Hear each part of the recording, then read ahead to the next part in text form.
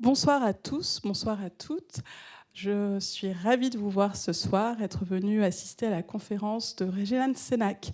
La bibliothèque du campus de Reims de Sciences Po organise des conférences en partenariat avec la médiathèque Falala, avec l'ambition peut-être d'éclairer certains des débats qui construisent notre société contemporaine. Aujourd'hui, Régine Sénac nous fait l'honneur de venir donner une conférence. Régine Sénac est directrice de recherche CNRS au CEVIPOF, le centre de recherche politique de Sciences Po. Elle est également directrice du département de sciences politiques de Sciences Po et bien évidemment enseignante. Ses recherches portent principalement sur le principe d'égalité. Elle se demande qui sont les égaux et qui sont exclus de la solidarité. Cette question politique peut s'appliquer tant aux questions de parité, de diversité, mais aussi à la question animale. Et c'est justement l'objet de ces dernières recherches, la question animale et plus particulièrement le mouvement animaliste. Elle a d'ailleurs publié très récemment, en septembre dernier, un livre aux éditions Stock, Par effraction, rendre visible la question animale, où elle rend compte de son enquête de terrain sur le mouvement animaliste, fait d'individus, d'associations, d'activistes qui tentent, chacune à leur manière, de faire avancer les droits des animaux, qui tentent de faire émerger la question animale dans l'espace public. Et c'est de cela que Régine Sénac va nous parler ce soir. Avant de lui céder la parole, je tiens à remercier la médiathèque Falala pour son accueil et bien évidemment à vous remercier pour avoir accepté notre invitation. La parole est à vous. Merci.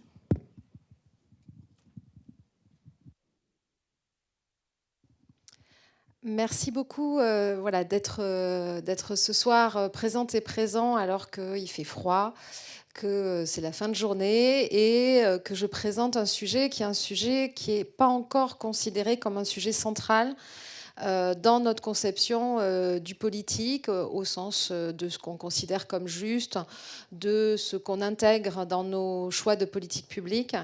Donc vous avez plusieurs raisons d'être remercié d'avoir pris ce temps ce soir. Je vais donc présenter ces recherches et en particulier donc, qui ont fait l'objet de mon dernier ouvrage. J'ai pris comme titre le titre de l'ouvrage, qui est peut-être un peu elliptique. J'aurais pu prendre comme titre plus académique l'égalité à l'épreuve de notre rapport à l'animal, à l'animalité.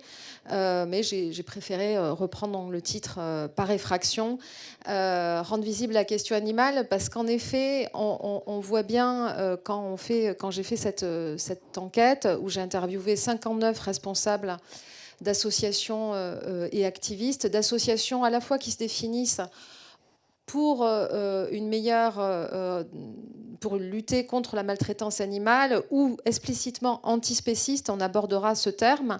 Je ne sais pas si vous êtes tous et toutes familières avec ce terme de spécisme et d'antispécisme. Et puis j'ai observé, j'ai accompagné des associations, je suis allée dans des refuges. Donc c'est de ça dont je vais vous parler ce soir. Avant peut-être, j'aimerais, parce que si vous êtes ici, c'est sans doute pas parce que vous êtes passé par hasard, déjà peut-être voir avec vous, faire un petit test. Parmi vous, qui habite avec ce qu'on appelle des animaux dits domestiques, c'est-à-dire dans le domus, dans le foyer.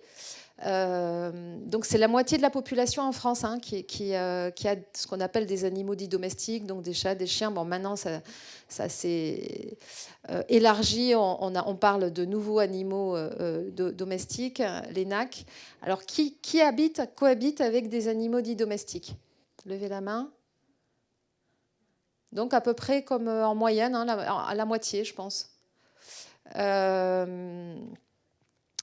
Si je vous pose comme question, c'est un peu comme quand je pose comme question dans des assemblées qui est féministe. C'est très drôle de voir qui ne lève pas la main et comment c'est justifié. Ça peut être intéressant. C'est souvent des garçons, des hommes qui disent je ne suis pas féministe parce que moi je ne vis pas les discriminations associées au fait d'être considérée comme une femme. Donc je peux être qu'un allié des femmes et donc qu'un allié des féministes. Donc je ne vais pas faire ce test-là aujourd'hui, mais par contre, peut-être, qui se dit antispéciste? Qui se considère antispéciste? Et là, je vais faire quelque chose de terrible, je vais vous donner le micro et je vais vous demander ce que ça veut dire pour vous être antispéciste. Bonjour. Pour moi, l'antispécisme, je m'y suis intéressée il y a quelques années. J'ai commencé le végétarisme à mes 14 ans et le véganisme à mes 18. Et dans cette réflexion vis-à-vis de l'antispécisme et pour d'autres raisons, pour moi, l'antispécisme, le spécisme, c'est le fait de hiérarchiser les animaux entre eux, par des biais culturels, le fait qu'en Europe, on va considérer les chiens comme des animaux de compagnie et dans d'autres pays, des animaux de consommation. Et donc, on va dresser une ligne entre les animaux qui peuvent être mangés, ceux qui vont être de compagnie, ceux qui vont, par exemple, servir aux tests cosmétiques, etc. Et donc, l'antispécisme, ce serait de lutter contre la hiérarchisation des animaux entre eux et d'une reconnaissance égale des animaux entre eux et vis-à-vis de nous. Alors, vis-à-vis de nous, parce les humains sont une espèce animale. J'ai fait un petit libelle aussi au Seuil qui s'appelle « Comme si nous étions des animaux ».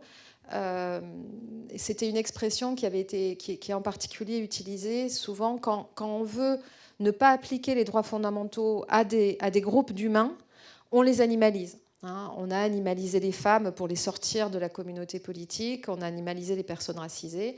Et là, c'était un groupe de salariés de Frichti, qui était une plateforme. Et ils disaient, on nous a appliqué aucun droit du travail, on nous a traités comme si nous étions des animaux. Et le spécisme, c'est avant tout considérer qu'il y a une espèce animale, l'espèce humaine, qui est au-dessus des autres espèces. Parce qu'on est censé être les seuls à être des animaux politiques, pour reprendre l'expression d'Aristote, c'est-à-dire avoir la capacité de distinguer le juste et l'injuste. Ce qu'explique Aristote, c'est qu'il y a différentes espèces animales qui vivent en collectivité et qui s'associent. Mais par contre, les humains sont les seuls à avoir une conception du juste et à aller vers cet horizon du juste, à avoir le logos, à la fois la raison et le langage. Et donc l'antispécisme, c'est un terme qui a été, le spécisme, c'est un terme qui a été inventé par Ryder, un psychologue à Oxford, qui lui-même faisait des expérimentations animales, vous en avez parlé, pour remettre en cause cette hiérarchisation entre l'espèce humaine et les autres espèces animales, et plus largement les différentes espèces, avec l'idée que tous les animaux étant des individus sentients, c'est-à-dire ayant la capacité de ressentir des émotions, dont la souffrance, il est légitime de prendre en compte leur intérêt à ne pas souffrir et leur intérêt à développer leur vie. Donc, quand on parle d'égalité parmi les antispécistes, ça nous permet de nous interroger plus largement sur ce qu'on entend par égalité. Qu'est-ce que ça veut dire être égaux ? Très souvent, on va avoir une vision assez caricaturale de l'égalité. Alors, je vais aller vite, mais le principe d'égalité qui est au centre de notre devise républicaine, on a une vision assez paradoxale et ambivalente du principe d'égalité. Il y a eu des enquêtes récemment sur la devise républicaine et on voit que les Français... je vais faire le test. Parmi liberté, égalité, fraternité qui a une dimension ambivalente, parce que la fraternité, c'est à qui on applique les principes de liberté et d'égalité. Moi, j'ai beaucoup travaillé sur les non-frères, c'est-à-dire les groupes auxquels on n'a pas appliqué ces principes-là. Les femmes, par exemple, ont dû attendre, vous le savez, une ordonnance d'un général sous la pression de communistes pour avoir le droit de vote et d'éligibilité. Ont dû attendre les années 80 pour avoir le même droit par rapport à la gestion des biens familiaux. On a justifié le code noir. Donc, les principes de liberté et d'égalité ne s'appliquaient que pour les frères. Et maintenant, la fraternité permet aussi de rendre légal les actes de solidarité. Donc c'est une décision du Conseil constitutionnel du 6 juillet 2018 suite à un recours de Cédric Héroux. Je ne sais pas si vous connaissez Cédric Héroux, qui est un paysan de la vallée du Roya, qui donc portait assistance à des personnes en situation irrégulière qui traversaient la frontière italienne et qui avait été condamné à plusieurs reprises. Et il est allé jusqu'au Conseil constitutionnel et la fraternité a été reconnue comme un principe à valeur constitutionnelle, donc c'est-à-dire qu'on peut aider des individus, quel que soit leur statut, sans être poursuivi. Alors, donc avant de continuer, liberté, égalité, fraternité, je vais vous donner un principe et vous allez me dire si c'est votre principe préféré. Et moi, je vais jouer aussi. Je vais vous dire lequel, même si c'est compliqué et qu'ils sont tous imbriqués. Mais qui considère que dans la devise, le principe essentiel, le principe le plus important, c'est la liberté? D'accord? Donc là, vous êtes minoritaire, alors qu'en France, c'est le principe qui est mis en premier de manière majoritaire. L'égalité. D'accord. Et la fraternité.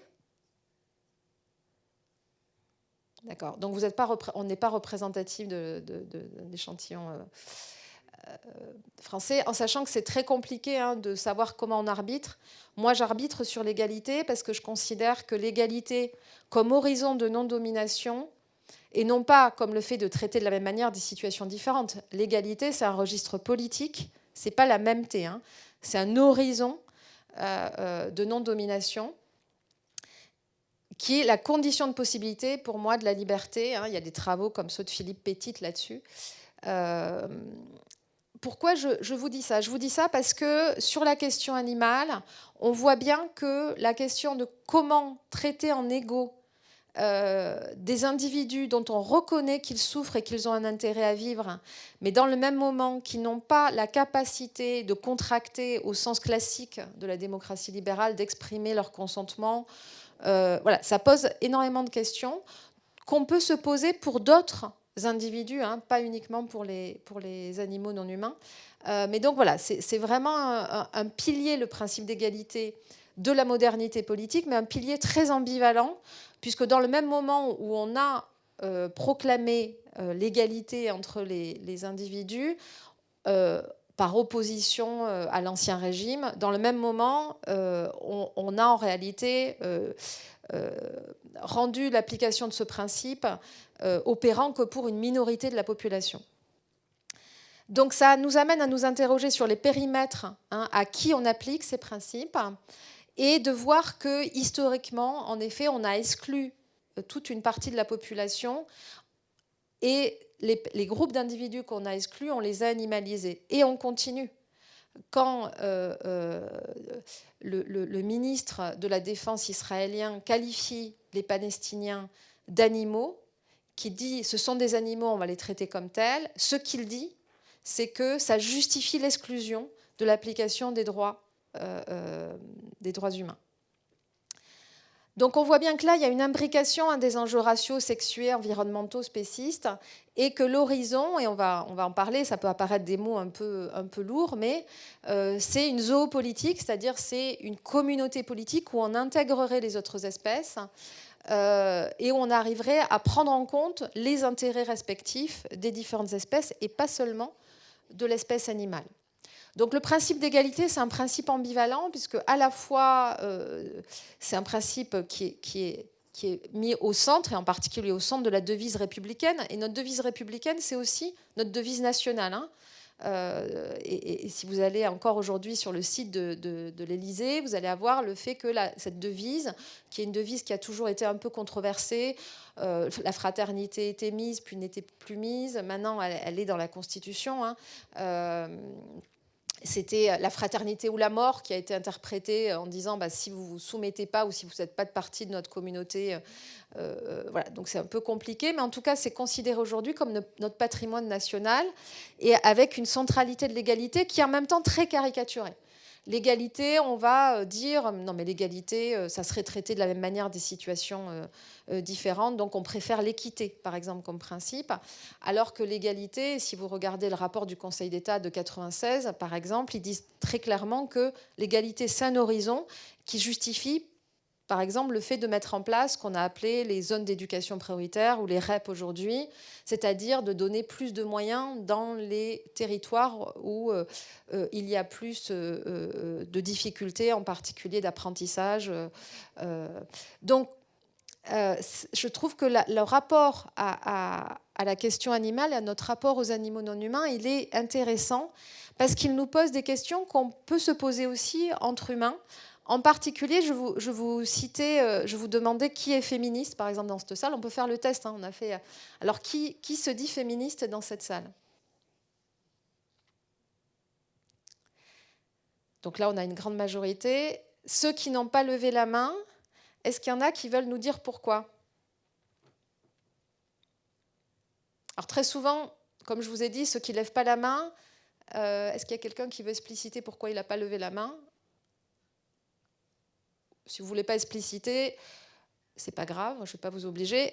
La plupart du temps, c'est parce que vous considérez que vous n'êtes pas des premiers concernés par ce type d'inégalité. Ce qui est intéressant avec les animaux non humains, c'est que par définition, on est tous des dominants, on n'est tous pas des premiers concernés, puisqu'on fait partie de l'espèce légitimement dominante.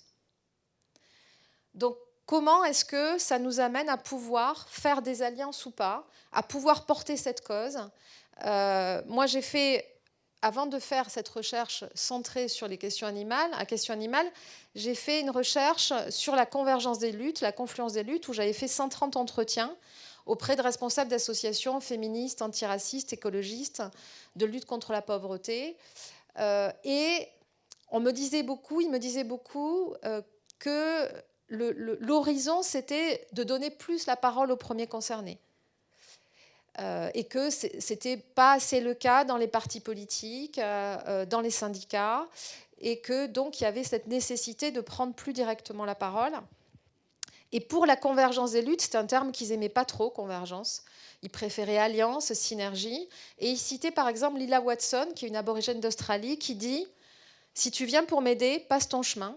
Si tu viens parce que tu considères que ton émancipation est liée à la mienne, alors cheminons ensemble. » Et ça, c'est vraiment intéressant aussi sur la question animale, c'est comment est-ce qu'on peut intégrer les animaux non humains dans la lutte et pas seulement être que des alliés dans cette lutte. Donc ça, c'est une question qui est vraiment posée directement par cet enjeu. Donc, en 2018-2019, j'ai fait 130 entretiens, comme je vous ai dit, et j'ai intégré déjà des responsables associatifs et activistes sur la question animale. Par exemple, j'ai interviewé Brigitte Gauthier, qui est cofondatrice et directrice de L214. Je pense que si vous connaissez un mouvement antispéciste, c'est L214. Qui connaît L214? Est-ce que vous savez pourquoi ça s'appelle L214? Oui, alors on va donner la parole à quelqu'un d'autre. Là, c'est là. Il me semble que c'est la loi qui régit, qui dit que les animaux ont droit à des droits et que ce ne sont pas des objets. Alors, c'est l'article du Code rural, donc qui date de 1976, qui a été repris dans le Code civil en 2015, qui dit que les animaux sont des êtres vivants doués de sensibilité et que leur propriétaire doit s'en occuper en prenant en compte leur intérêt. Alors, vous voyez, ça veut dire que juridiquement, ils sont en statut ambivalent, puisqu'ils ne sont pas reconnus encore comme des personnes. On peut en être propriétaire, donc ça reste des biens. Donc, on est dans quelque chose. Jean-Pierre Marguenot, qui est un juriste spécialiste de ces sujets, il dit qu'ils sont dans un flou juridique, dans un suspens juridique. Et donc, pourquoi ils se sont appelés L214, cette association que vous connaissez sans doute pour les vidéos, en particulier dans les abattoirs, parce que c'est une manière de dire que la loi n'est pas appliquée, en particulier dans les abattoirs, mais pas seulement, puisqu'on ne tient pas en compte, on ne prend pas en compte l'intérêt des animaux non humains. On les fait pas vivre dans des conditions respectueuses de leur intérêt.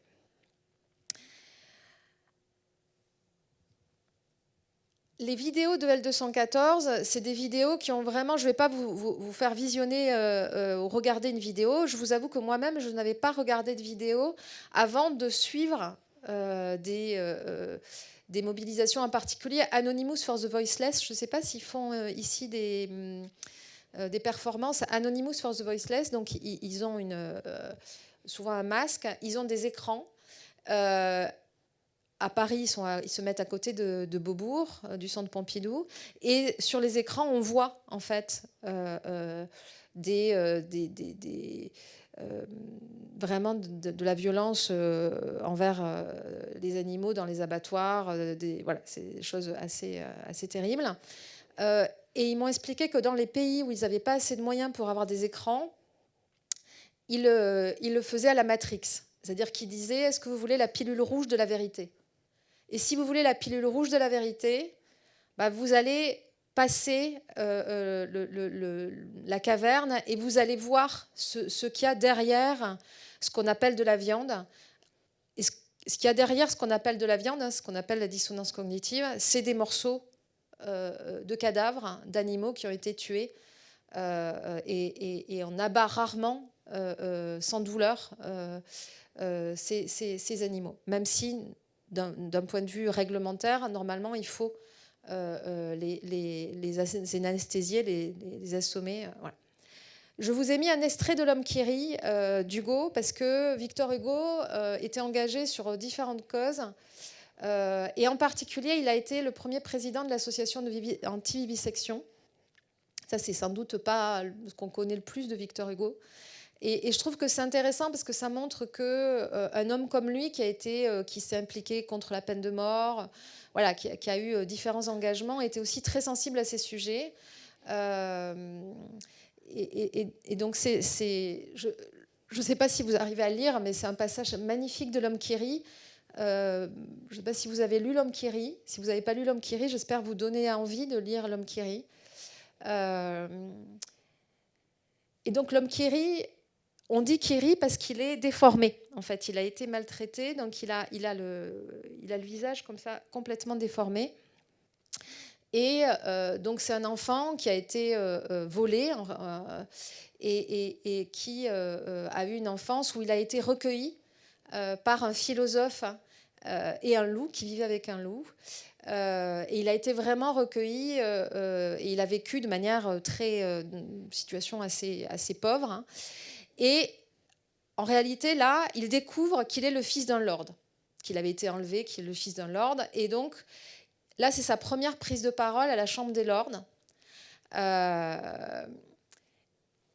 Et donc, voilà l'extrait que je trouve très beau, mais il y en a plein d'autres. Hein.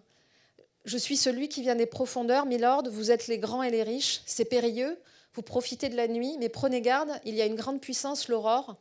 L'aube ne peut être vaincue, elle arrivera, elle arrive, elle a en elle le jet du jour irrésistible, et qui empêchera cette offronde de jeter le soleil dans le ciel. Le soleil, c'est le droit, vous êtes le privilège, ayez peur, le vrai maître de la maison va frapper à la porte. Quel est le père du privilège? Le hasard. Et quel est son fils? L'abus. Ni le hasard ni l'abus ne sont solides. Ils ont l'un et l'autre un mauvais lendemain. Je viens vous avertir, je viens vous dénoncer votre bonheur. Il est fait du malheur d'autrui. Vous avez tout, et ce tout se compose du rien des autres. Donc là, L'Homme qui rit, c'était une dénonciation de l'aristocratie donc des privilèges des aristocrates, dont le bonheur était fondé sur le malheur des plus pauvres et des travailleurs. Et je trouve que cet extrait est aussi très bien adapté à la manière dont le plaisir des humains est assise et fondé sur la maltraitance et la violence envers les animaux non humains. Et c'est vrai que ça ne me semble pas décalé d'utiliser Victor Hugo, qui lui-même était impliqué sur cette question, la question animale. Et L'Homme qui rit, je trouve ça intéressant parce qu'on se moque. Hein. Donc, dans ce passage, peut-être que vous le connaissez, mais si vous le lisez, on se moque de la prise de parole de Gwynplaine. Et je dis d'ailleurs que les animalistes, c'est des Gwynplaine contemporains. De la même manière que ceux qui défendent les droits fondamentaux, ceux qui luttent contre le racisme, ceux qui sont dans la solidarité, c'est des Monseigneur Myriel, c'est des Monseigneur Bienvenu contemporains. Cédric Héroux, c'est l'incarnation un peu contemporaine de Monseigneur Myriel. Et donc, les lords autour de lui se moquent de lui. Et ce qu'il y a d'intéressant, c'est qu'on voit bien qu'aujourd'hui, sur la question animale, il y a tendance à dépolitiser cet enjeu, à se moquer, à hiérarchiser les luttes. Et les personnes que j'interviewe et qui sont responsables d'associations ou activistes sur ces sujets, elles me font part du fait que même celles et ceux qui ne veulent pas convertir, hein, qui juste... par exemple, il y a une comédienne qui me raconte, elle avait commandé un repas vegan, elle était végane, et quand le repas vegan arrive, alors qu'elle est en tournage, donc tout le monde regarde qui, et c'est à elle de se justifier, hein, de ne pas participer à ce banquet spéciste. Et donc soit ça crée de la moquerie, soit de la violence retournée. Donc ça, c'est intéressant, et c'est pour ça que je trouve que le symbole de Gwynplaine est intéressant. Donc ce que ça nous dit quand même, c'est que celles et ceux qui remettent en cause le spécisme, ils résistent au pouvoir de donner la mort. Donc Achille Mbembe, un philosophe, je ne sais pas si vous le connaissez, il parle de nécro-pouvoir. Et le nécro-pouvoir, c'est très intéressant parce que c'est dire quoi? C'est dire que dans la modernité politique, qui est censée être l'avènement de la raison contre l'obscurantisme, l'avènement de l'égalité de droit, il reste quelque chose de fondamental qui est que le pouvoir est associé au pouvoir de laisser vivre ou de tuer. Et pour savoir qui a du pouvoir, vous pouvez tirer le fil de qui a le pouvoir de tuer ou de laisser vivre. Quand on regarde à travers les féminicides, ça veut dire qu'on est encore dans une société sexiste. Le fait qu'il y ait 2 femmes qui meurent sous les coups de leur compagnon ou de leur ex-compagnon en France encore aujourd'hui. Les crimes racistes, ça dit qu'on est dans un pays qui est encore un pays raciste. Et le fait qu'on puisse acheter légalement, ou tuer légalement des morceaux d'individus, les animaux qui ont un intérêt à vivre et qui souffrent, ça dit qu'on est encore dans une société éminemment spéciste. Donc ça, je trouve que c'est vraiment intéressant de voir qu'on est dans un moment aujourd'hui très paradoxal. C'est-à-dire que quand on regarde les enquêtes sur les valeurs, les Français, de manière générale dans les sociétés occidentales, ne se sont jamais autant dit contre les inégalités femmes-hommes, contre le racisme et contre la maltraitance animale, et écologiste aussi. Et dans le même moment, notre premier parti électoralement, c'est un parti qui n'est pas vraiment très cohérent par rapport à ses valeurs et ses principes. Et si on ne reste que sur la question animale, je pense que là, si je vous demande qui est contre la maltraitance animale, tout le monde va lever la main. Ou alors il va y avoir des provocateurs dans la salle. Pourquoi pas? Dans le même moment, si je vous demande qui est végétarien, alors on va faire le test. Alors, qui est contre la maltraitance animale? Non, il y a un provocateur devant qui ne lève pas la main. Si. Qui est végétarien ou végétarienne? Donc il y a une surreprésentation. Est-ce que vous savez combien il y a de végétariens et végétariennes en France? Combien? C'est 2%. C'est 2%. Alors, il y a certaines enquêtes qui disent entre 2 et 5, mais en réalité, c'est plutôt autour de 2. Qui est végane? Là, il y a aussi une surreprésentation. Alors, je ne sais pas exactement combien on est en France, mais c'est 0, quelque chose. La différence entre les végétariens et les véganes, je ne sais pas si vous savez ce que c'est que les véganes, ils essayent de vivre, c'est pas simple, hein, sans participer de l'exploitation des animaux non humains, c'est-à-dire sans s'approprier des ressources liées aux animaux. Donc, non seulement ne pas manger viande, ce qu'on appelle de la viande et du poisson, mais aussi le lait, qui est source d'une grande maltraitance puisqu'on enlève les veaux très tôt, qu'ensuite les vaches sont tuées. Les œufs, voilà, il y a aussi une maltraitance très forte, mais aussi dans la manière de s'habiller. Hein, et on voit bien que là, l'intime est politique au sens où la manière, ce qui peut nous apparaître dans un quotidien tout à fait anodin, la manière de manger, la manière de nous habiller, de la manière de nous divertir, est en réalité très imbriquée avec des choix de société et avec ce qu'on considère comme juste ou pas, et nous amène quand même à nous rendre compte qu'il est très difficile d'être cohérent Hein, c'est Judith Butler qui dit qu'il est très difficile d'être juste dans un monde injuste de manière générale. Et là, on voit bien, quand on se pose des enjeux de questions animales, que c'est très compliqué. Hein. De s'habiller sans exploitation animale, de manger en étant végane. Enfin voilà, c'est très. Donc là, il y a quelque chose qui est intéressant dans ce que ça interroge, dans notre rapport à la cohérence et à l'incohérence, dans l'imbrication de l'individuel et du collectif. Alors, les féministes dans la salle savent que l'intime est politique et que c'est très compliqué d'être en couple et de porter des rapports de non-domination. Voilà, plus largement d'élever des enfants en essayant de ne pas participer d'une socialisation sexiste. Voilà, comment est-ce qu'on arrive à participer d'une société plus juste alors qu'on est imbriqué dans des modes de production qui rendent complexe de la consommation vraiment vertueuse. Hein. Là-dessus, une grande partie de la population va dire qu'elle mange moins de viande ou qu'elle mange de la viande moins maltraitée. Quand on regarde les chiffres, ça valide pas. Ça valide pas ça. Pourquoi ? On mesure par kilo carcasse. En France, le kilo carcasse, hein, c'est pas poétique. Hein, je veux dire, il vaut mieux lire Hugo. Hein. Le kilo carcasse de viande consommée ne bouge pas. Par contre, on ne mange pas exactement les mêmes viandes, les mêmes animaux, puisque la viande n'existe pas. La viande, c'est des bouts d'animaux. On mange moins de bovins et plus de poulets. C'est-à-dire, comme le dit L214, qu'en réalité, on tue plus d'animaux qu'avant, puisqu'ils sont plus petits.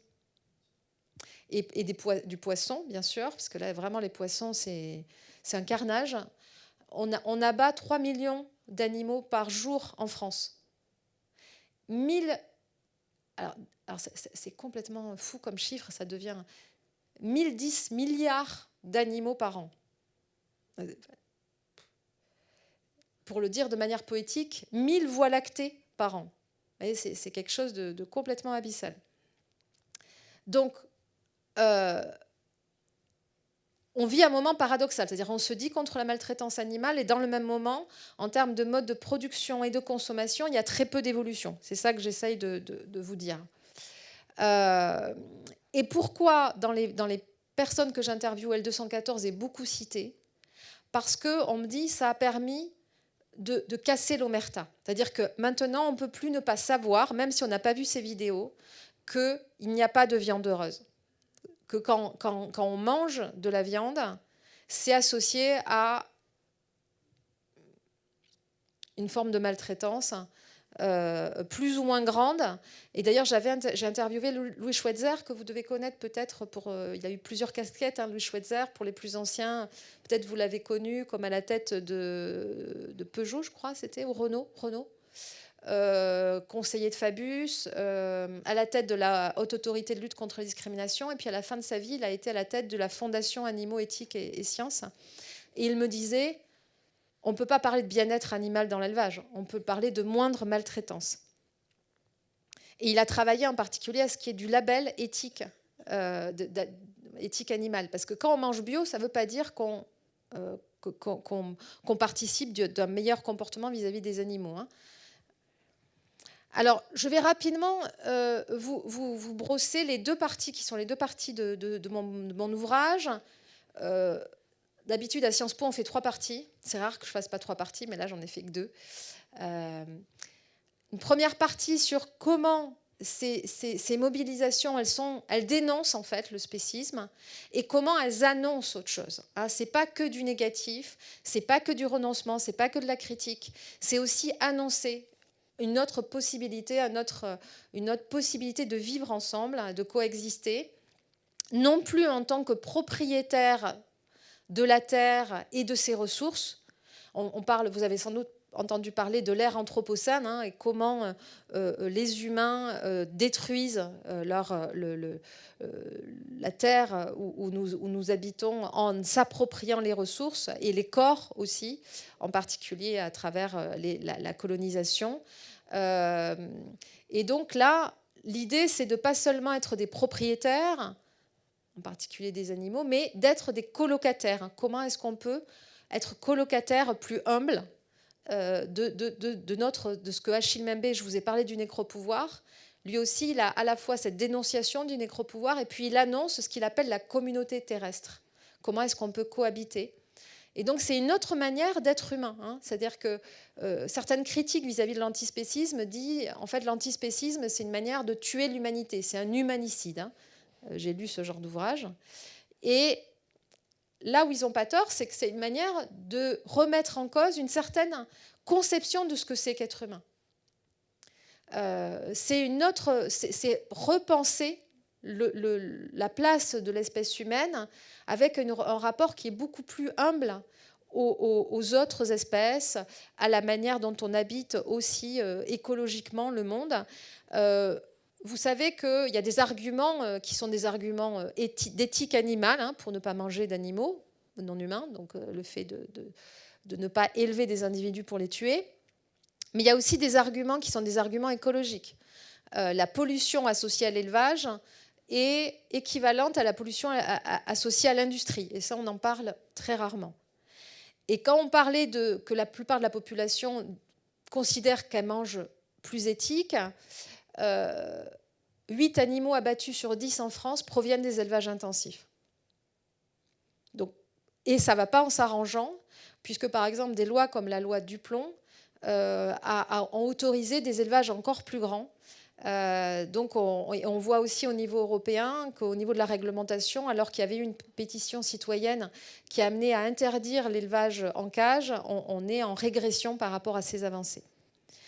Donc il y a vraiment l'idée de comment est-ce que le fait de voir ce qui se passe autour de l'abattage en particulier nous amène à nous interroger. Il y avait eu une commission d'enquête présidée par Olivier Falorni, hein, le même qui a travaillé sur la fin de vie, le député Falorni, député des Deux-Sèvres, suite donc à ces vidéos d'abattoirs en 2016. Et il qualifiait d'ailleurs L214 de lanceur d'alerte. Et il disait qu'il fallait qu'on remette en cause en fait, la manière dont étaient procédés aux abattages et vraiment réfléchir à mettre en particulier en place des vidéos automatiques, ce genre de choses. J'ai suivi, alors je vais vous parler de la banalité du mal spéciste, hein, en reprenant une expression qui est assez connue d'Hannah Arendt, associée à une des observations que j'ai faites d'une autre association qui s'appelle Futur Asso, et qui faisait un micro-trottoir où elle demandait aux personnes qu'elle croisait à Paris, hein, au Halles, est-ce que vous êtes spéciste? Alors, on a fait le test au début, donc la majorité ne savait pas trop ce que ça voulait dire spéciste. Donc, il leur expliquait, ça veut dire qu'on met l'espèce humaine au-dessus des autres espèces animales. Et le terme de spécisme a été construit par analogie avec sexisme et racisme, avec cette idée qu'il y a un sexe qui était perçu comme au-dessus des autres et ça justifiait de la domination, ou une prétendue race, puisqu'il n'y a qu'une race humaine, hein, qui était perçue comme supérieure aux autres et que ça justifiait la domination, et de la même manière pour les espèces animales. Et donc, il y a une des personnes interviewées, c'était un homme d'une 40aine d'années, qui dit « Moi, maintenant, je suis au courant, mais c'est trop compliqué, j'aime trop la viande avec de la mayonnaise, je suis un spectateur, je suis un connard banal. » J'ai trouvé que c'était formidable, hyper intéressant. Alors certains ne vont pas prendre très bien de se faire qualifier de connard banal, mais j'ai trouvé que de sa part d'assumer que c'était un connard banal, c'était très très fort. Ça disait quoi? Ça disait qu'il avait conscience d'être plus qu'en dissonance, hein, d'être en contradiction sans doute avec ses principes, mais que pour autant, il trouvait que c'était trop compliqué de changer de comportement. Donc, ce qu'on disait, parce que les modes de consommation sont associés à des modes de production, mais aussi parce que c'est stigmatisant de sortir du banquet spéciste, hein, de dire « ah ben non, voilà, moi je ne mange pas ça pour telle et telle raison ». Et il disait « je suis spectateur », et ça je trouvais ça intéressant, c'est-à-dire qu'il regarde le mode d'organisation économique et politique, et anthropologique, hein, parce qu'il y a toute cette idée qu'être français, c'est aimer le steak frites. Dans les mythologies de Roland Barthes, qui ont été écrits dans les années 50, hein, donc on peut se dire que ça a quand même un peu évolué, mais vous savez, il y a une petite notice, un petit texte, par exemple, sur le vin. C'était pas sur le champagne, mais le vin et le lait, comment c'était important pour l'identité française. Il y en a un autre sur le steak frites. Et Roland Barthes explique comment le steak frites est un symbole, comme l'abbé Pierre. Vous voyez, on a les symboles qu'on peut en France, hein, mais à l'époque, ou comme Brigitte Bardot, encore une fois, voilà. Mais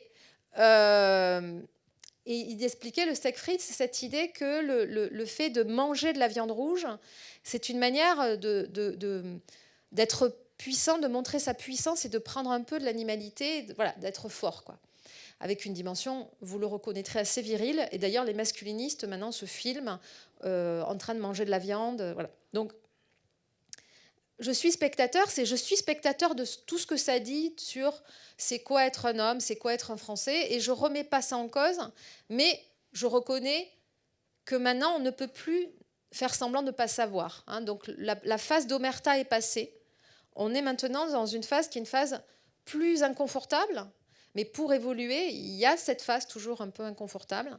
Donc là, c'est vraiment l'idée du banquet spéciste. Connard banal ou bobo vegan. Alors, c'est un peu provocateur, mais on a souvent tendance à associer ceux qui remettent en cause la maltraitance animale, et en particulier les antispécistes, à des privilégiés, hein, au fait que c'est un peu des bourgeois déconnectés des réalités. Ce que j'ai vu, moi, dans les mobilisations que j'ai suivies, c'est qu'il y a beaucoup de diversité des profils de militants. Alors, il y a plus de femmes, mais comme dans la majorité des associations, mais il y a des personnes qui viennent de milieux populaires, de milieux ruraux. Il y a même une surreprésentation de personnes qui, comme moi, viennent de milieux ruraux. Pourquoi ? Parce que quand on vient de milieu rural, ben, on sait d'où vient la viande. C'est-à-dire que c'est le premier livre où on m'amène à parler un peu de mon point de vue situé, à dire pourquoi je suis intéressée par ce sujet.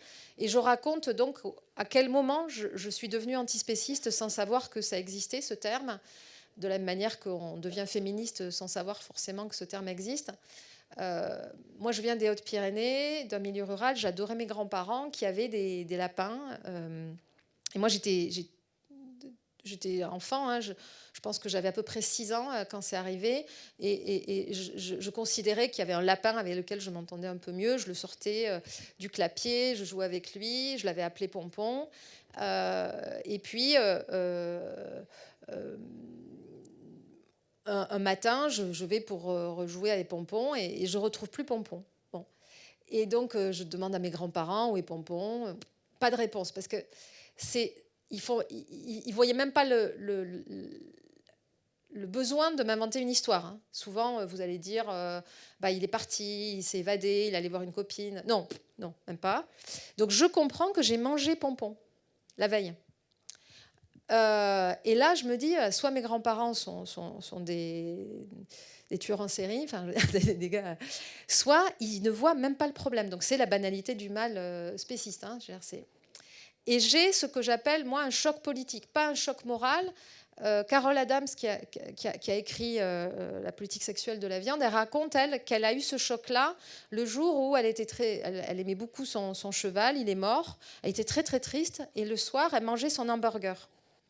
Et elle s'est dit, est-ce qu'il n'y a pas une incohérence entre être très triste d'avoir perdu mon cheval et ne pas avoir le problème de manger un hamburger ? Et c'est là où elle a eu son choc. Louise Michel, qui était très impliquée sur les questions, vous le savez, et qui était une amie d'ailleurs de Victor Hugo, avec qui ils ont eu une correspondance très belle, je ne sais pas si vous l'avez lu. Louise Michel, qui s'est beaucoup engagée sur les questions féministes, sur la justice sociale. Elle parle aussi, elle, qui a été élevée en partie à la campagne, des chocs qu'elle a vécus. Donc, tout ça pour vous dire que beaucoup de ceux que j'ai interviewés ont de la famille agriculteurs ou ont vécu en milieu rural, ou en tout cas ont vu ce que c'était que de tuer un animal, et ne caricature pas du tout les agriculteurs. Je suis allée à Nuit debout devant les abattoirs, puisque c'était 269 Libération Animale, qui est la partie plutôt activisme de désobéissance civile. puisque là, il y a vraiment une diversité tactique parmi les associations. Il y a ceux qui vont être du côté du plaidoyer, du fait de changer les lois. Il y a Convergence Animaux Politiques, par exemple, qui travaille beaucoup avec les députés ou les élus. Il va y avoir des associations comme L214 qui font tout. L214, ils veulent faire changer la loi. En même temps, ils font de la désobéissance puisqu'ils rentrent illégalement dans les abattoirs, par exemple. Et 269 Libération Animale, c'est une déclinaison de 269 Life. 269 Life, par exemple, eux, ce qu'ils vont faire à Strasbourg, par exemple, il y en avait un qui avait, j'espère, que j'ai interviewé, il s'était hameçonné, comme ça, sur la grande place de Strasbourg, pour montrer ce qu'on faisait aux poissons. Parce que les poissons, c'est quand même les animaux qui sont le plus tués en proportion. Hein, parce qu'ils font l'aliment, souvent, des autres animaux. Et ils ont fait une scission, 269 Libération Animale, en disant qu'il fallait aller au plus près, qu'il ne fallait pas seulement mimer sur eux ce qu'on faisait aux autres animaux, mais il fallait aller sauver des animaux, bloquer des abattoirs. Et donc là, ils ont fait 269 nuits debout devant les abattoirs, le 26 septembre, 269, 26, 9. Bon. Et j'y suis allée. Je suis allée à celui d'Oudan, à côté de Paris. Et j'arrive... Et je me dis, oh, c'est formidable, il y a un monde fou. Alors, il pleuvait. Et en fait, je comprends, je sens que ça sent quand même le barbecue. Je me dis, c'est bizarre. Et ça ne sent pas le barbecue vegan. Hein. Ouais, bon. Et donc, en fait, il y avait une contre-manifestation FNSEA, Confédération Rurale, et Jeunes Agriculteurs, donc pas les plus à gauche de l'échiquier. Ils étaient 250, les antispécistes étaient 30. D'accord ? Je suis allée donc interviewer aussi les représentants des agriculteurs. Et là, mon accent du sud-ouest ressort fortement. Et je dis que j'ai des cousins bergers. Donc ça me permet de passer sans être trop perçue comme une bobo végane, justement. Et donc je leur ai dit, mais pourquoi vous êtes là la nuit, sous la pluie, face à 30 antispécistes, avec au milieu un cordon de CRS, qui nous a bien servi, puisqu'à la fin de après, on a eu des œufs sur la tête envoyés par les agriculteurs. Et ils m'ont dit, parce qu'on sera là, partout où il y a des anti-viandes, on nourrit la France, on n'a pas de vacances, nos conditions de vie sont très dures, et en plus, on nous dit qu'on est des maltraitants. Et ça, je trouve que c'était très intéressant. Hein. Et donc, là, par exemple, il y en a un qui me dit, moi, je ne maltraite pas mes animaux. Et je lui demande ce qu'il fait comme type d'agriculture. Et là, il me répond du foie gras. Mes grands-parents faisaient du foie gras. Alors, ils n'élevaient pas les canards. Hein. J'ai essayé d'éviter ces moments-là, ces rites, qui sont plutôt des rites sympathiques, comme le fait de tuer le cochon. Je l'ai fait une fois chez des amis proches. Vous n'oubliez pas le cri du cochon. Et donc, quand vous venez d'un milieu rural, populaire, vous n'avez pas envie de stigmatiser ce type de moments qui sont souvent des moments où c'est de la solidarité, c'est important, c'est de la nourriture qui est importante, qui permet de passer l'hiver. Donc, et je sais aussi que les agriculteurs, les éleveurs, ont un niveau de salaire très bas, ils sont très endettés, qui ne prennent jamais de vacances. Donc je caricature absolument pas, et c'est le cas de beaucoup des personnes que j'ai interviewées qui viennent de ce milieu-là, et qui d'ailleurs sont plutôt dans l'idée de les accompagner pour transitionner. Et donc quand cet agriculteur me répond qu'il fait du foie gras et qu'il ne maltraite pas les animaux, je lui demande qu'est-ce que ça veut dire pour lui ne pas maltraiter les animaux. Puisque vous savez quand même que pour avoir du foie gras, c'est de la violence vis-à-vis vous gavez des canards ou des oies. Et il me répond, je respecte les normes. Et ça, c'est très intéressant. C'est-à-dire que pour lui, il n'est pas responsable de quelque chose qu'il applique. Et donc, par contre, sa communauté d'empathie est complètement coupée. Parce que si vous regardez ce que vous êtes en train de faire, vous voyez que c'est du foie malade, que les canards, ils souffrent. Donc là, vous n'êtes plus là-dedans. Vous ne pouvez pas être là-dedans. Donc je vous parle de cet exemple pour vous montrer que, par exemple, à ce moment-là, les antispécistes que je vais ensuite interviewer de l'autre côté, ils ne dénoncent pas les ouvriers d'abattoir ou les agriculteurs, ils dénoncent le système. Et ils disent d'ailleurs que les ouvriers d'abattoir sont eux-mêmes maltraités. Et quand on montre des vidéos, souvent on va stigmatiser ce qu'on entend, et, enfin, les ouvriers d'abattoir en disant que c'est des gens violents, qui sont terribles.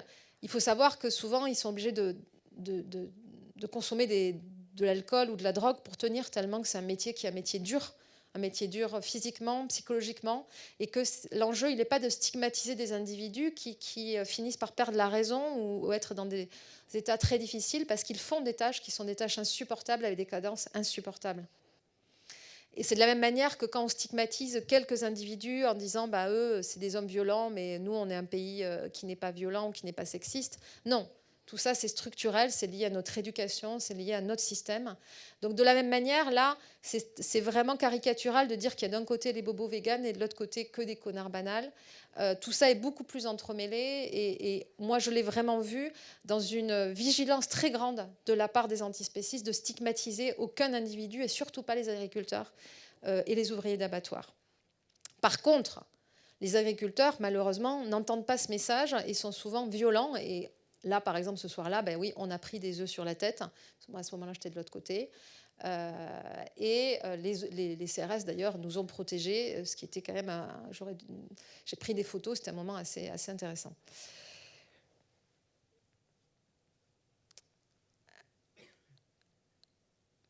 Donc, je vous ai parlé de nécropolitique. Et j'aurais pu vous parler aussi du pouvoir pastoral de Foucault, cette idée de... Souvent, on a tendance à avoir une vision un peu positive de ce qu'on appelle le contrat domestique entre les animaux qu'on élève, les animaux dits d'élevage, et les bergers, avec cette idée que... on les protège des dangers et qu'en échange, et on leur donne à manger, en échange, ils nous donnent la vie. Je vous avoue que moi, là, j'ai du mal à suivre, c'est-à-dire je pense qu'on ne les fait pas contracter au fait de se sacrifier pour qu'on puisse les manger. Donc là, sur cette idée de pouvoir pastoral, c'est quelque chose que pour moi, on doit discuter. Donc on voit bien que, comme le dit Brigitte Gauthier, directrice de L214, ces vidéos, elles ont joué un rôle fondamental parce qu'elles ont troublé le calme de la viande. Elles ont en effet amené des personnes à quand on les interviewe, dire je suis un connard banal. Ça, je pense qu'avant ces vidéos, il n'y aurait pas eu ce genre de position. Et donc, ça, c'est intéressant de la part, je vous ai parlé de Nuit debout devant les abattoirs, cette idée de faire des abattoirs un lieu politique, un lieu de discussion sur qu'est-ce que ça dit de notre système de production et de notre cécité vis-à-vis de ces violences. Très rapidement, pour la deuxième partie, qui est une partie plus sur qu'est-ce que ça annonce, cette brèche qui nous montre en fait la violence sur laquelle est fondé notre système spéciste. Il y a aussi l'idée qu'on va montrer un autre monde, que notre monde est possible et que c'est vrai pour un changement vital pour les animaux non humains, bien entendu, mais aussi pour nous, parce que nous sommes en train de détruire la planète sur laquelle nous sommes. Et dans les manifestations, il y a marqué, il n'y a pas de planète B, mais la planète A dans laquelle on vit est une planète que l'on détruit en s'appropriant les ressources, et en particulier les animaux. Donc, l'idée, c'est comment est-ce qu'on imbrique la question écologique. Je vous ai dit que la pollution, en particulier en termes de consommation d'eau, mais aussi d'émissions de gaz à effet de serre liées à l'élevage, est la même que celle liée donc à l'industrie. En termes sanitaires, on voit aussi que, et ça, il y a une forme pour l'instant de tabou là-dessus, mais le régime végétal est un régime qui est bon pour la santé, alors que très longtemps, on a associé, en France en tout cas, les légumes au plat à l'accompagnement. Et j'ai interviewé par exemple Sandra Guimarães, qui est donc brésilienne, et qui est impliquée dans différentes luttes. Elle est féministe, elle provient des paysans sans terre du Brésil, et elle parle de décoloniser les assiettes. Elle dit en fait qu'en Amérique latine, par exemple, il y avait un équilibre avec des protéines végétales, haricots rouges et riz en particulier, qui faisait partie de la tradition culinaire, et que c'est les colons, en arrivant, qui ont amené, en fait, en particulier les bovins, qui n'étaient pas là-bas, qui ne sont pas du tout adaptés, qui en fait déforestent l'Amazonie, et qui amènent aussi les agriculteurs de là-bas à considérer qu'ils ont réussi leur vie s'ils ont un troupeau, qu'ils mangent bien s'il y a de la viande dans leur assiette, alors que ce n'était pas leur tradition. Et on a dit qu'en France, il y avait 2% de végétariens. Est-ce que vous savez combien il y a de végétariens, par exemple, en Inde ? Quasiment 50%. Et ils ne sont pas en carence. Hein. En tout cas, on peut avoir un régime qui n'est absolument pas carencé en étant végétarien. Donc l'imbrication de tout ça est forte. Sur la diversité des tactiques, c'est vrai pour toutes les luttes. Hein. Moi, je l'ai vu sur les questions féministes, sur l'antiracisme, sur la justice écologique, mais c'est très vrai aussi pour la question animale. Il y a Libération animale de Peter Singer. On a fêté les 50 ans de la parution, c'était en 1975, qui a fait une analogie entre la libération des femmes et la libération des animaux non humains, et qui a vraiment porté ce qu'on appelle l'altruisme efficace. Ça veut dire quoi? Ça veut dire qu'il y a très peu de ressources dans la lutte animaliste, il y a moins d'activistes, il y a moins de ressources, et que donc il faut les allouer de manière la plus efficace possible, avec comme critère le nombre de vies sauvées et le nombre d'heures de souffrance épargnées. Et en particulier, j'interviewe Duška Marković, élue à la mairie de Paris. Donc, dans les mairies, en particulier écologiques, il y a souvent des élus à la condition animale qui travaillent à comment est-ce qu'on peut vivre, cohabiter de manière la plus cohérente possible avec les autres espèces animales. Ça veut dire quoi? Ça veut dire qu'on va, par exemple, stériliser au lieu de tuer les pigeons, réfléchir à comment est-ce qu'on peut cohabiter avec ce qu'ils appellent les surmulots et pas les rats, parce que la manière dont on va désigner des groupes va entraîner des modes de fonctionnement différents. Les rats, comme elle dit, on les extermine. Les surmulots, on se dit qu'est-ce qu'on va faire avec les surmulots? On peut faire en sorte qu'ils participent de la gestion des déchets. Voilà, on peut avoir un intérêt à cohabiter ensemble. Donc, l'altruisme efficace, c'est vraiment se dire qu'est-ce qui va être le plus efficace. Par exemple, ce que me dit Duška Marković, elle s'est fait élire dans le 18e arrondissement, elle a été élue ensuite au sein du Conseil de Paris, et elle disait au départ, quand elle prenait la parole au Conseil de Paris, tout le monde riait. J'ai commencé par l'homme qui rit, donc il riait sous cape ou pas d'ailleurs, en disant c'est ridicule cette histoire de surmulot, tout ça. Et plus elle prenait la parole, plus ça a été considéré comme une parole légitime. Donc ça, c'est vraiment intéressant aussi de voir, et on le voit sur aussi les questions féministes ou sur les autres questions, de voir comment ça devient un problème qui est considéré comme un problème légitime. Et donc elle dit, par exemple, il y a quelque chose de très efficace en termes de nombre de vies sauvées, c'est dans les cantines scolaires, le fait d'avoir, à Paris, c'est 2 jours par semaine végétariens. Donc ça, en termes de nombre d'animaux qui ne sont pas abattus, c'est très important. Ce qu'il y a d'intéressant, c'est qu'on me dit quand même, alors je finis, on me dit que c'est difficile de tout mesurer. Et qu'il peut y avoir, par exemple, les refuges. Moi, je suis allée au refuge Groing-Groing, qui est un refuge à côté du Mans, qui recueille des animaux dits de ferme. Et ce qui est d'intéressant, c'est qu'ils amènent les enfants et ils montrent comment les cochons, vous savez, les cochons qu'on ne voit pas grandir, parce qu'un cochon s'est abattu normalement dans les 6 mois. Mais là, c'est des cochons qui grandissent. Et d'ailleurs, ils ne savent pas exactement comment les faire manger, parce qu'ils ont été sélectionnés pour grossir très vite. Mais les cochons, ils ne sont pas sales, ils ont des interactions, ils ont des émotions. Voilà. Donc c'est important de montrer ça aux enfants en particulier. Et donc il y a vraiment cette idée que, et je suis allée aussi dans un refuge, dans un parc animalier alternatif en forêt noire, avec des ours, des lynx et des loups, pour voir comment on se comporte avec ce qu'on appelle les animaux dits sauvages. Et donc il y a cette idée que même si ça demande beaucoup de ressources pour peu d'individus, ça nous donne à voir une autre manière de cohabiter avec les autres espèces. donc, on me dit, par exemple, le XXIe siècle sera le siècle des animaux. On a parlé de l'affaire du siècle. Je ne sais pas si vous vous souvenez, l'affaire du siècle, ça a été la condamnation de la France pour une action climatique de l'État. Les Pays-Bas avaient déjà été condamnés. Et l'affaire du steak, ça sera peut-être qu'on se dira que là, on ne peut plus se comporter de cette manière-là. On parle beaucoup de David contre Goliath. C'est vraiment des victoires de David contre Goliath, d'infiltration, de petits pas. Il y a la métaphore du tube de dentifrice. Cette idée qu'il faut à la fois aller attaquer et avoir des cibles précises. Par exemple, il y a une asso qui va se mettre, et je les ai suivis, devant, par exemple, les Galeries Lafayette pour dénoncer le fait qu'ils vendent encore de la fourrure, des cibles précises, mais toujours donner des solutions aussi. Donc il y a cette double dimension. Et je vais finir par quelque chose qui va vous paraître très paradoxal.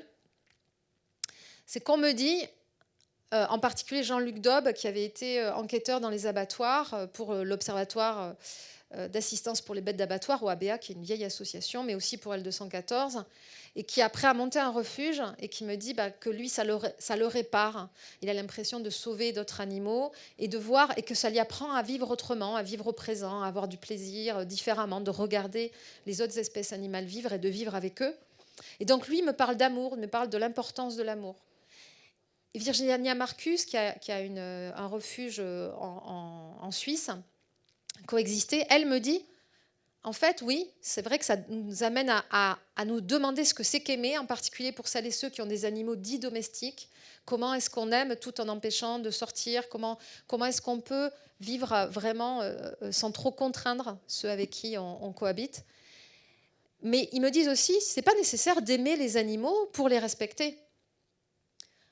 Il y a certains individus humains qu'on n'aime pas, enfin, je ne sais pas vous, mais enfin, au moins on est indifférent. Ce n'est pas pour autant qu'on va les enfermer, qu'on va les abattre. Voilà. Donc l'amour n'est pas nécessaire, ça ne doit pas être une condition.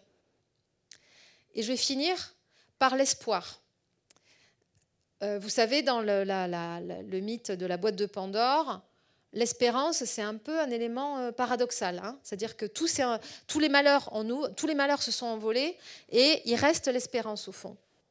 Et est-ce que c'est une espèce de consolation un peu paralysante, c'est une espèce de truc où du coup, ça nous amène à pas forcément agir parce qu'on a de l'espoir?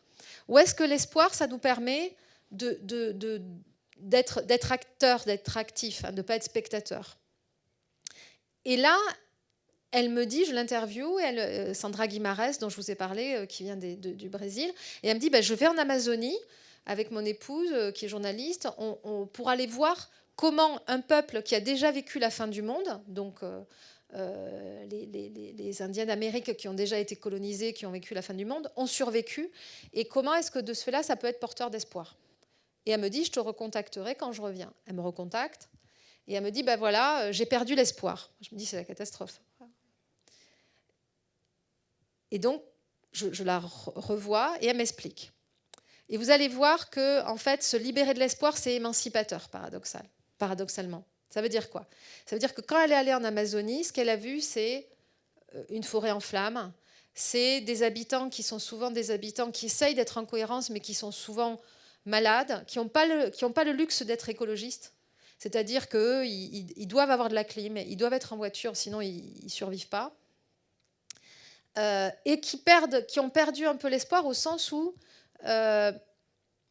leur action est toujours une goutte d'eau par rapport à la grandeur de la catastrophe. Et donc, ce qu'elle me dit, et je trouve que c'est très intéressant, c'est qu'en fait, comme le disait Thoreau, la seule obligation qui m'incombe est de faire en tout temps ce que j'estime juste, quel qu'en soit le prix.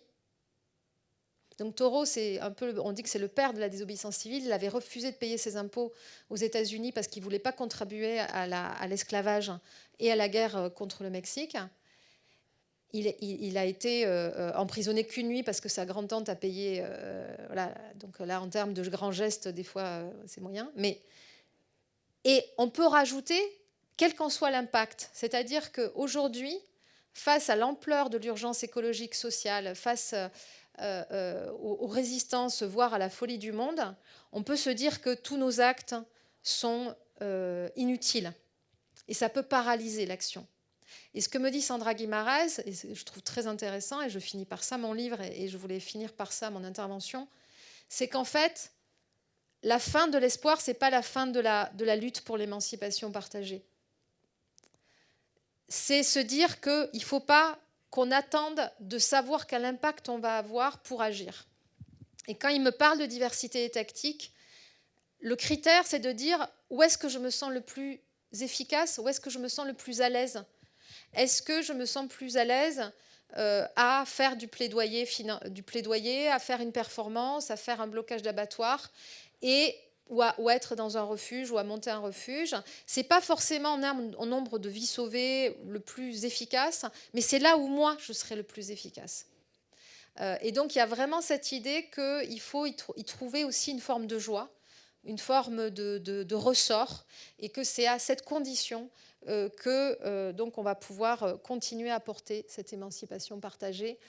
Et ce que j'entendais beaucoup j'en arrive pas de finir, ce que j'entendais beaucoup dans les observations, dans les actions, c'était, par exemple, devant un cinéma, parce que oui, quand on va au cinéma, s'il y a des animaux non humains dans les films, on ne leur a pas fait signer un contrat et puis après ils rentrent chez eux. Hein. Ça veut dire que souvent, ils sont toute leur vie, c'est pas souvent, malheureusement, ils sont toute leur vie après enfermés, en fait. Voilà. Et donc, j'étais avec, c'était Zoo Animaux Zoopolis, qui était là, l'association. Et souvent, ce que disent les passants, c'est merci, bon courage, mais c'est aussi décalez-vous. C'est-à-dire, par exemple, il y avait le restaurant en face, il nous disait non, c'est très bien là, mais juste pas devant chez moi. Hein. Voilà. Donc, il y a vraiment cette idée que sur ces questions-là, maintenant, la majorité des personnes sont contre la maltraitance animale, donc disent merci, disent bon courage parce qu'ils mesurent que l'ampleur de la tâche, mais disent décalez-vous, c'est-à-dire ne nous dérangez pas trop quand même avec votre histoire. J'aime bien la viande froide avec de la mayonnaise et la charcuterie et le fromage, c'est quand même super bon. Et donc, comment est-ce qu'on peut penser aujourd'hui un monde meilleur, pas seulement avec une cohérence personnelle, mais aussi avec une cohérence collective. Et j'espère que vous aurez plein de questions à me poser. Merci.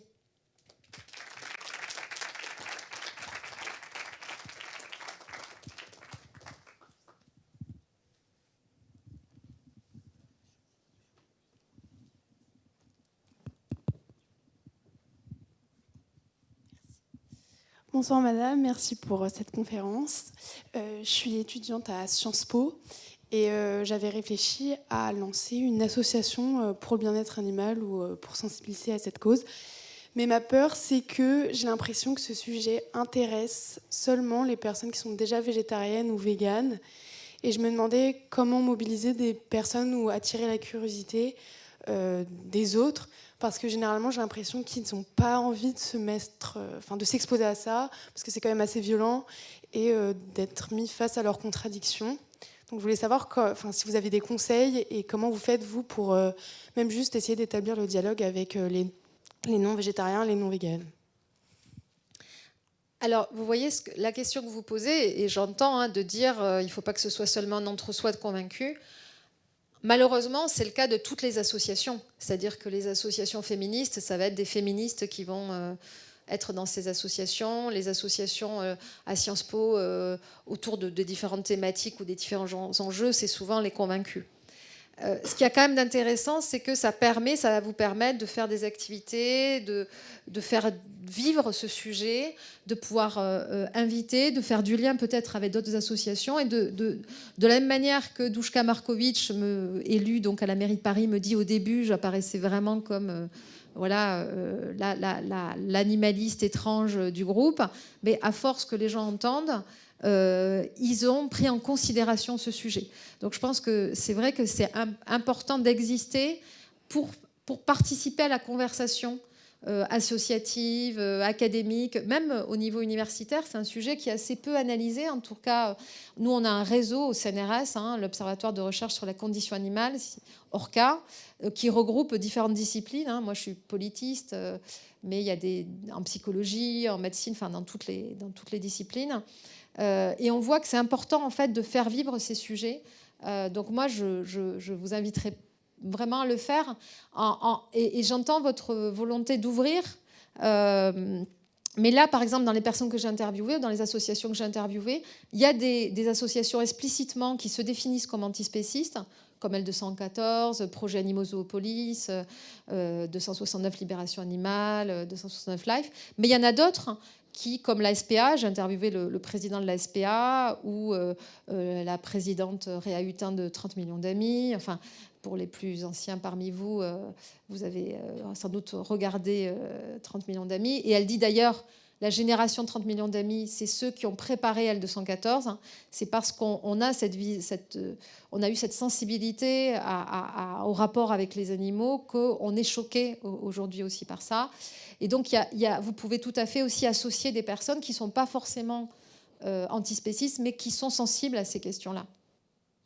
Et puis, le lien avec, par exemple, les associations féministes, parce que le rapport à l'écoféminisme ou à l'écologie, ça pourrait être intéressant de faire des débats croisés entre les associations écologistes, les associations féministes, qui sont déjà nombreuses, et antiracistes à Sciences Po, parce que tout ça discute ensemble.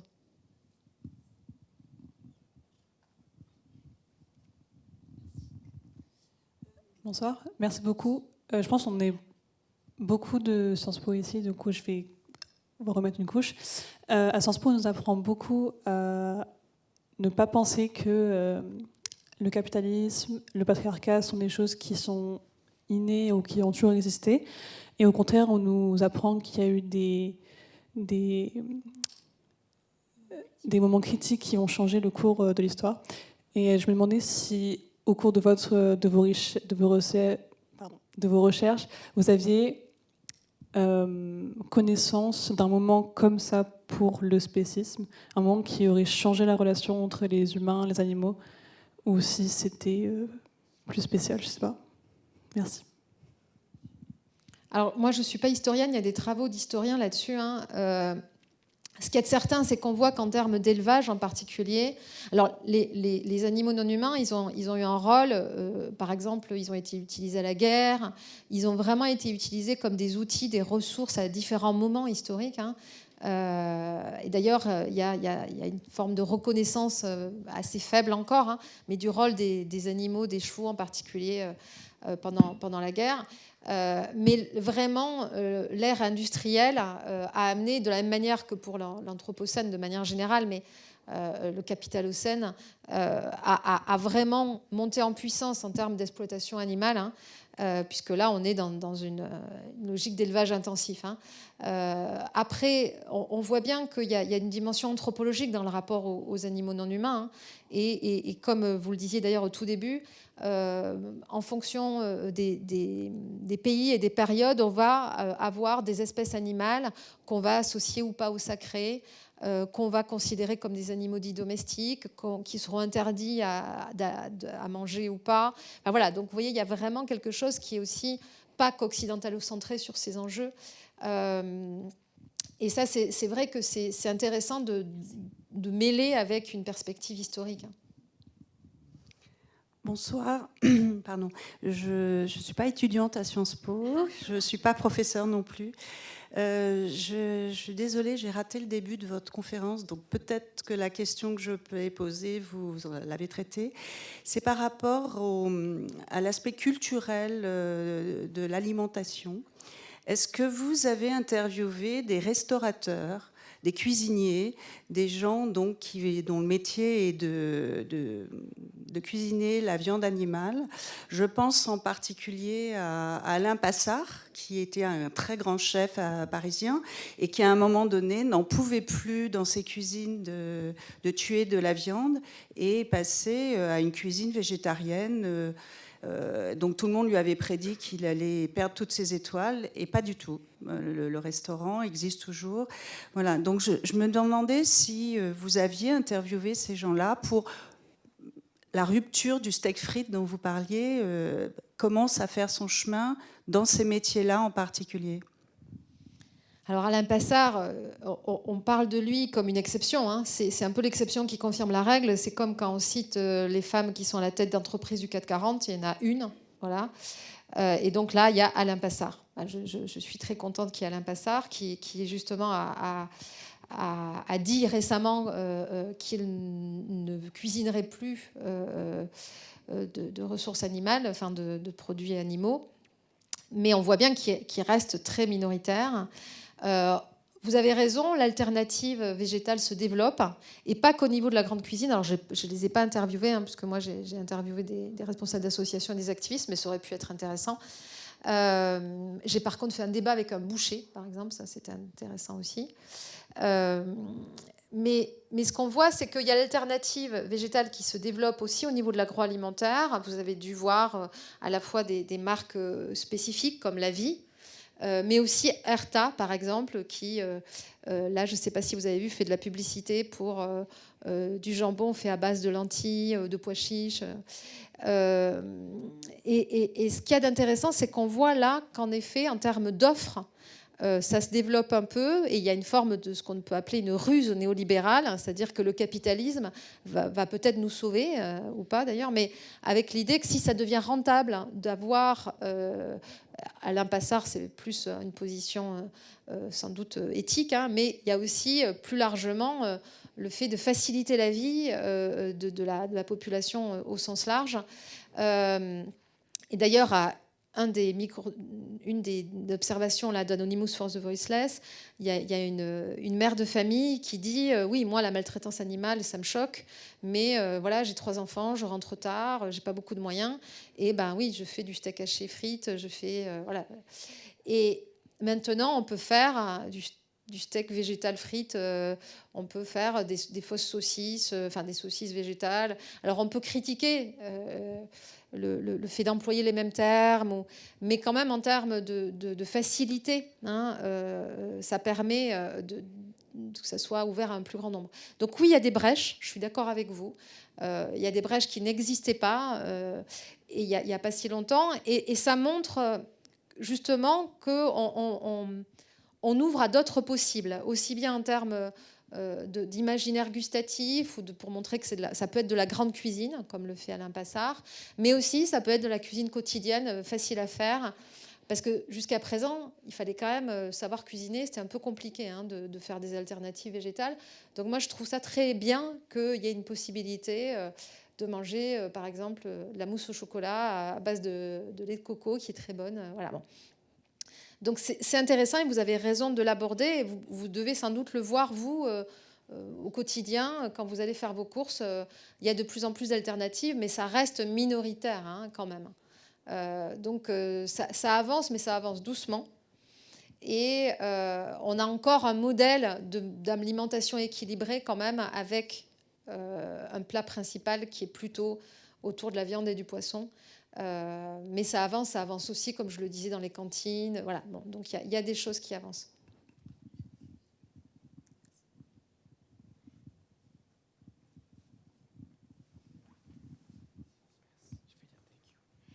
Bonsoir madame.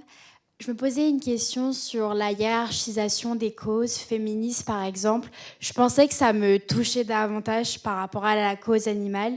Comment est-ce qu'on fait donc pour faire les deux, dans le sens où trouver un équilibre, et parce que vous en avez parlé au début de hiérarchiser la cause féministe ou raciste avant la cause animale. Merci.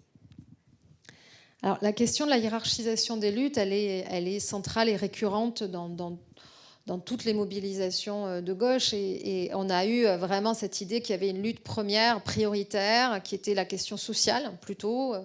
Et que d'ailleurs, une fois qu'on avait résolu cet enjeu-là, le reste allait être résolu spontanément.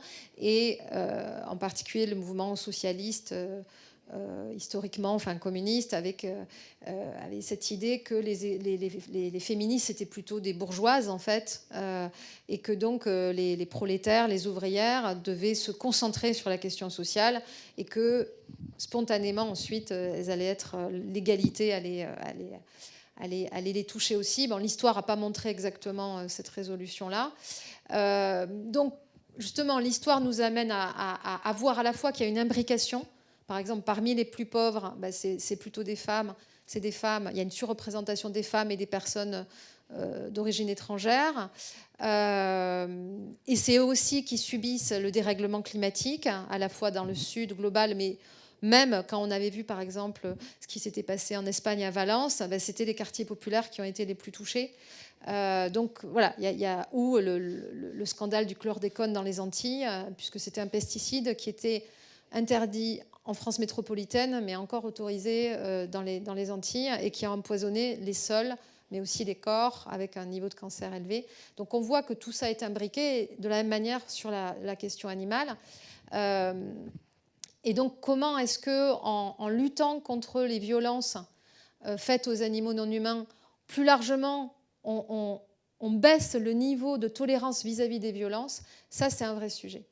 Et ce qu'on voit, c'est que, par exemple, Sandrine Rousseau dit qu'elle s'est aujourd'hui, elle s'est impliquée sur les questions animales parce qu'elle considère qu'il y a vraiment une analogie entre le fait d'avoir l'autorisation, la légitimité de s'approprier le corps des femmes et de s'approprier le corps des animaux non humains.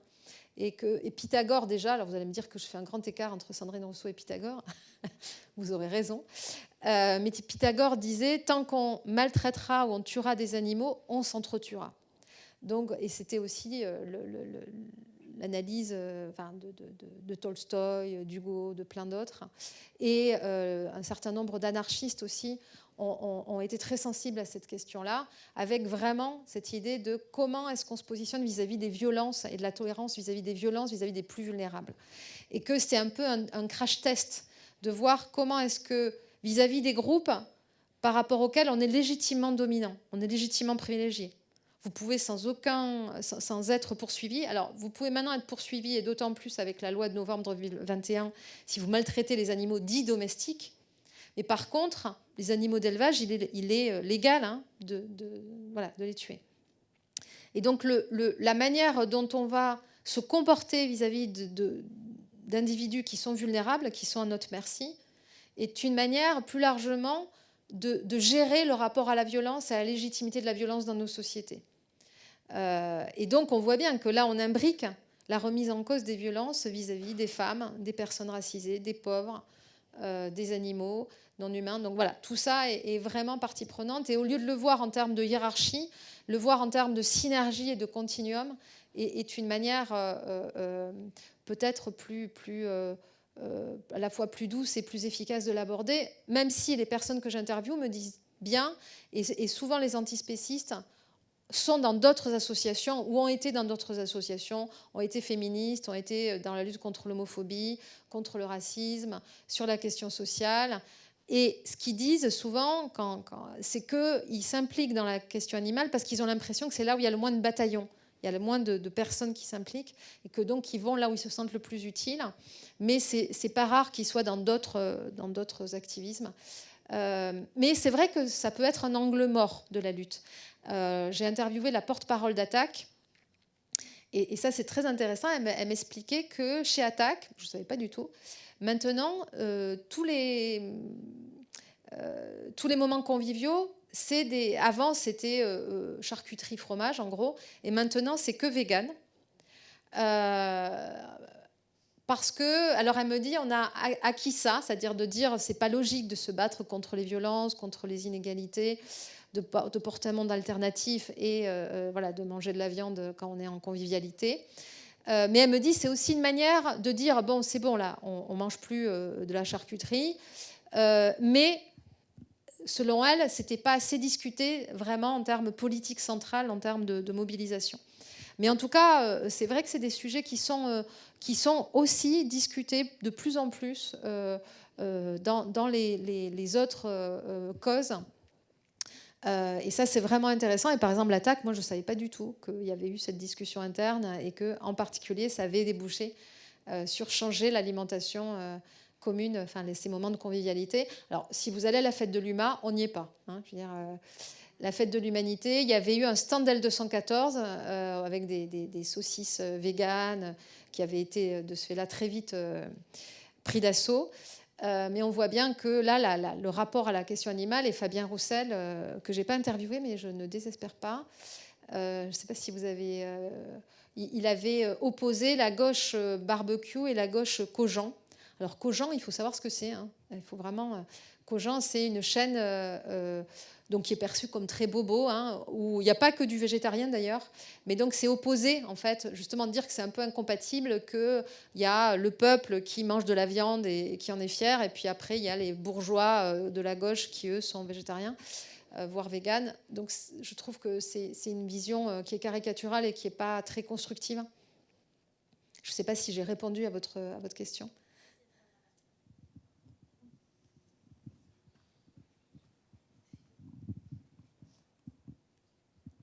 Merci beaucoup. Vous avez beaucoup parlé du coup de ce monde agricole qui nous a sensibilisés certains indirectement. Comment on fait pour dialoguer avec des gens qui quand même sont en contact le plus souvent avec les animaux du coup qui sont présents sur le marché, qui ont une certaine sensibilité à ces animaux parce que c'est eux qui les côtoient, mais malgré tout qui voient la cause animale du coup et tous les activismes comme des ennemis qui veulent un peu détruire leur gagne-pain. Et comment enfin parce que j'imagine qu'il n'y a pas de solution magique, mais qu'est-ce qu'on peut essayer, peut-être que vous avez vu des discours, des dialogues, des choses qui ont pu se faire pour un peu plus se rapprocher d'une solution. Alors, je vais vous raconter une histoire qui vous semblait un peu happy end, mais parce qu'il y a aussi de belles histoires. Donc, j'ai interviewé Harry Oyon qui lui a monté un refuge, qui faisait partie d'une association où, avant la Covid, mais pour beaucoup d'activistes, a marqué un frein quand même dans les mobilisations. Mais donc ils allaient devant les abattoirs. Alors là, c'était avant Nuit debout devant les abattoirs. Ils allaient devant les abattoirs au moment où passaient les bétaillères pour montrer de la solidarité avec les animaux. Et ils rencontraient les agriculteurs qui amenaient les animaux. Et souvent, les agriculteurs sont pas très bien quand ils font ça. Ils le vivent assez mal d'amener ce qu'ils appellent leurs bêtes dans l'abattoir. Et ils avaient remarqué en particulier qu'il y avait un couple où la femme était à chaque fois assez mal à ces moments-là. Ils ont commencé à parler avec eux. Et ces agriculteurs ont dit que vraiment, ils vivaient de plus en plus difficilement le fait d'amener les animaux à l'abattoir. Et ils les ont aidés à transitionner, à changer, à devenir céréaliers. Et ils ont adopté une partie de leurs animaux. Et c'est comme ça qu'il a monté un refuge en adoptant les animaux que ces agriculteurs avaient encore. Donc d'abord, ils se sont parlé comme ça. Après, ils sont allés dans leur élevage. Et voilà. Donc vous voyez, il y a Virginia Marcus, de la même manière, a aidé, donc ça c'est en Suisse, dans les Alpes, des agriculteurs à transitionner. Il y en a un, par exemple, et j'avais entendu son témoignage, qui est devenu pâtissier vegan. Et il expliquait comment ça avait changé sa vie. Non seulement il peut prendre des vacances, mais qu'il a un autre rapport même aux humains. Il disait, par exemple, maintenant j'arrive à exprimer mes sentiments. J'ai un autre rapport avec ma femme. Je suis beaucoup plus dans l'expression de mes émotions. Ça a changé mon rapport au monde. Ça a changé aussi mon rapport aux humains. Et voilà, donc, mais vous avez raison, il faut passer le cut d'être vu comme des ennemis, comme des personnes qui ne les comprennent pas, qui les associent uniquement à de la violence, voire à des personnes qui perpétuent de la torture. Mais c'est possible. Il y a vraiment des gens qui travaillent avec eux de cette manière-là, mais pour en leur offrant des alternatives, en participant de la transition. Mais là, ça peut être que des cas isolé tant qu'on ne change pas complètement le mode de production et notre mode de consommation. Donc voilà, mais ça existe et il faut passer ce cut qui est pas simple. Et c'est souvent fait par des gens qui eux-mêmes proviennent de ce milieu, qui leur parlent sans les juger, qui vont sur leur territoire. Et je trouve que c'est des moments qui sont des moments très beaux. La dernière question. Bonsoir. Il y a un thème que vous avez juste abordé un petit peu, c'est le thème des animaux domestiques, et peut-être là, en particulier les chats et les chiens. Vous avez interviewé beaucoup de personnes qui font partie d'ONG et autres. Est-ce que vous avez posé la question, par exemple, aux gens? Est-ce que ça faisait partie des questions? Est-ce que vous avez un animal domestique? Comment vous le vivez? Parce que quelque part, quand on va jusqu'à la logique, on mange pas on est contre l'exploitation animale, donc végétarianisme, véganisme, et si on va au bout du bout, c'est aussi ne pas avoir d'animaux domestiques, puisqu'en fait, ils n'ont pas choisi d'être domestiqués. Alors, je vais répondre trop brièvement, mais, parce que je crois qu'on est au bout de l'échange, mais ils m'en parlent souvent, en fait. Alors, aussi bien le président de la SPA que ceux qui sont antispécistes. Et ce qu'il y a d'intéressant, c'est que souvent on stigmatise les antispécistes en disant ils vont nous empêcher d'avoir des animaux domestiques, il n'y aura plus d'animaux non plus d'élevage. Ce qu'il y a de sûr, c'est qu'il y a quand même une visée abolitionniste des animaux d'élevage, donc il n'y aura plus d'animaux pour les tuer, mais on pourra cohabiter avec des animaux, en particulier pour les paysages et voilà, pour entretenir par exemple les montagnes, moi qui viens des Pyrénées. Mais il faudra voir comment est-ce qu'on peut prendre en considération leur intérêt. J'ai une collègue qui s'appelle Émilie Dardenne, qui est professeure à l'Université de Rennes, qui parle de zoo-inclusivité, qui dit que l'idée, c'est de voir comment on peut intégrer les intérêts de chacun dans notre vivre ensemble. Et en particulier, depuis la loi de novembre 2021, quand vous adoptez un animal dit domestique, il faut signer une charte qui dit que vous avez conscience de ce que ça implique, qu'un chat, l'espérance de vie, c'est 15-20 ans, un chien pareil, parce que la SPA, d'ailleurs, a fait une enquête qui montre qu'en termes d'abandon, c'est une catastrophe. Donc il y a cette idée de responsabiliser et de voir comment est-ce qu'on peut au mieux cohabiter avec des animaux non humains. Et parmi les antispécistes, souvent, ils cohabitent avec des animaux. Ils vivent avec eux. Et ils se posent des questions sur comment on peut se le poser avec nos enfants, enfin j'espère, même si c'est pas facile. Et d'ailleurs, Yves Bonardel, qui est un des théoriciens de la question animale, qui a monté les cahiers antispécistes, travaille aussi sur la domination adulte. Et comment est-ce que les enfants, de la même manière, on leur impose où ils vivent, enfin en particulier quand ils sont tout petits, mais pas seulement. Et donc il y a vraiment cette idée de comment est-ce qu'on peut cohabiter avec des animaux en veillant à ce qu'ils soient dans les meilleures conditions possibles. Et ça, c'est vraiment un travail qu'ils font. Ils parlent, par exemple, de fameutes, de familles avec des animaux non humains. Donc, il y a vraiment cette idée d'être le plus en horizontalité possible et de se poser la question, est-ce que je suis en capacité de bien cohabiter avec d'autres animaux? Est-ce que je suis assez présente, assez présent? Voilà, comment je peux vivre en les dominant le moins possible? Voilà. Donc, peut-être pour terminer, je trouve que, et je vous remercie pour toutes les questions, cette question, elle nous amène, sur notre rapport aux animaux non humains, à nous poser des enjeux et des défis, des dissonances qu'on doit se poser déjà entre humains. Sur c'est quoi être violent, comment je peux être le moins violent possible, le moins dominant possible, c'est quoi aimer, qu'est-ce que ça veut dire que j'aime mon chat, que j'aime mon chien, que j'aime ma femme, mon mari, mes enfants, et même ce que j'aime pas, comment je fais pour ne pas complètement les exterminer, les dominer, les exploiter, les violenter. Donc toutes ces questions-là, ça les pose de manière peut-être plus aiguë. Mais les prendre au sérieux, c'est déjà beaucoup. Et ça nous amène peut-être à avoir beaucoup d'humilité, parce que de la même manière que sur les questions des animaux dits domestiques, il n'y a pas de réponse simple. Donc ça nous amène à toujours être en questionnement et en processus. Et la démocratie, c'est ça. La démocratie, c'est un horizon toujours problématique. C'est essayer de se poser des questions sur notre cohérence, sur nos incohérences. Et aujourd'hui, plus que jamais, en tout cas moi, à hauteur de vie, le défi d'être le plus démocrate et le plus égalitaire et émancipé ensemble est un défi je crois qu'on doit relever en essayant d'être le plus heureux et le moins violent possible. Donc en tout cas, merci beaucoup d'avoir passé ce moment ensemble sur ces questions. Merci.